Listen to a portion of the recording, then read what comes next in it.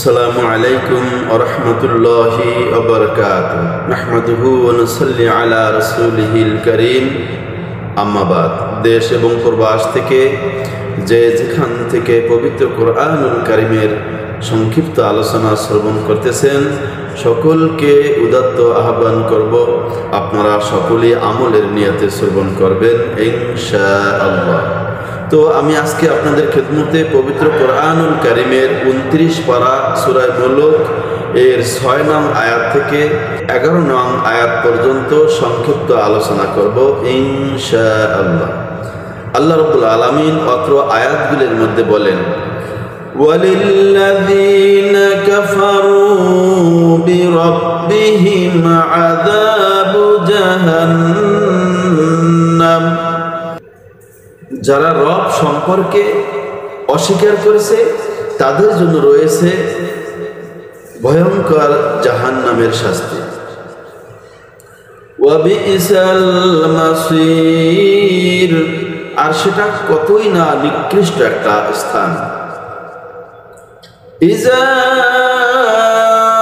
Ulku ফিহা সামিউ লাহা শাহীকা, তাদেরকে যখনই সেখানে নিক্ষেপ করা হবে তখন তারা জাহান্নামের ভয়ঙ্কর গর্জন শুনতে পাবে। ওয়াহিয়া তাফুর, এবং টকবক করে ফুটতে থাকবে। তাকাদু তামাইয়াযু মিনাল গায়জ, গোসায় জাহান্নাম যেন ফেটে পড়ার উপক্রম হইবে। কুল্লামা উলকিয়া ফিহা ফাউজুন, যখনই কোন দলকে সেই জাহান্নামের মধ্যে নিক্ষেপ করা হবে, সাআলাহুম খাজানাতুহা আলাম ইয়াতিকুম নাযীর,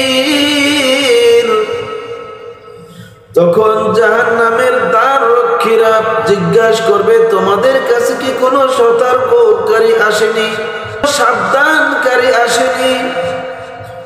ক্বালু বালা ক্বাদ জাআনা নাযীর, ক্বালু বালা ক্বাদ জাআনা নাযীর, তখন তারা বলবে, হ্যাঁ আমাদের কাছে অবশ্যই সতর্ককারী এসেছিল।